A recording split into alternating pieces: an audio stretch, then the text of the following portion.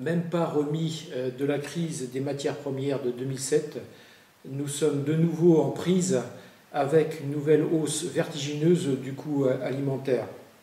Et ce n'est vraisemblablement pas près de s'inverser avant de plusieurs mois. Quant au prix du porc, il reste dramatiquement insensible à cette hausse généralisée, comme s'il ne se sentait absolument pas concerné par la détresse des éleveurs. C'est évidemment insupportable, inacceptable, et il faut absolument que le prix du porc monte. Et il ne manquait plus, pour parachever le tableau, qu'une nouvelle crise sanitaire, comme celle de la dioxine en Allemagne, pour accentuer la menace et porter le coup de grâce. Si en 2007, une première alarme avait sonné, on peut craindre qu'en 2011, c'est le tocsin qui retentisse pour beaucoup trop d'entre nous. Comment sommes-nous tombés dans une telle nasse ?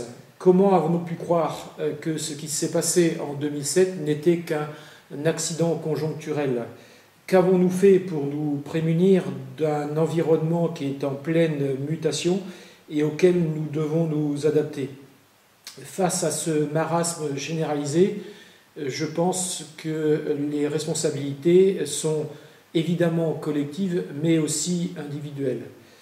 Individuelles car, je l'ai déjà dit, nous ne devons pas nous contenter d'une fonction de production.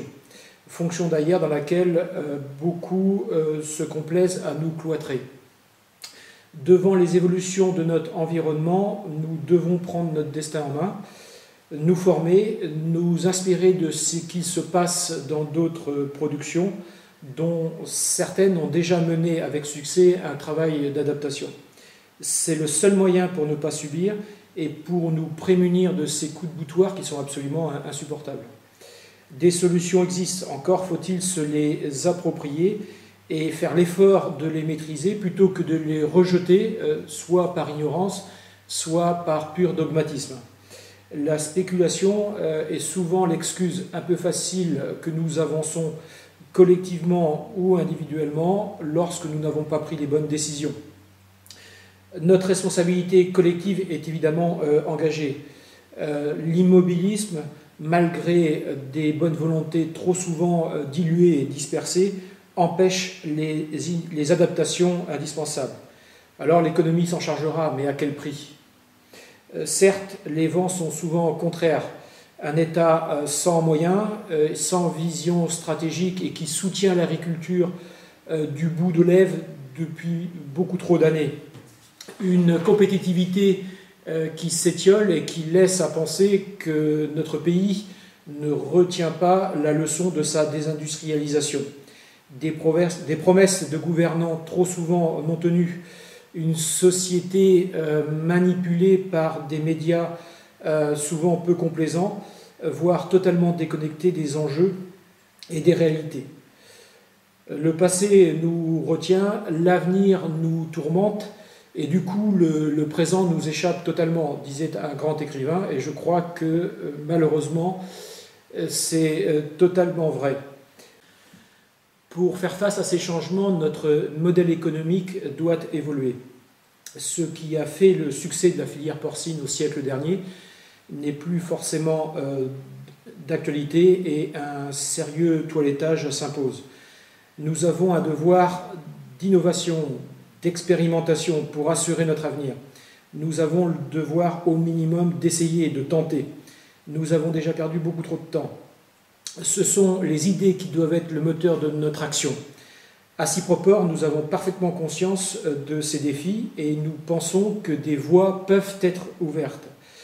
Certains nous ont reproché de ne pas suffisamment communiquer ces derniers temps sur notre vision de l'avenir et ainsi laisser à penser que chez Cyproport aussi, nous sommes atteints par le défaitisme et l'immobilisme. Il n'en est absolument rien.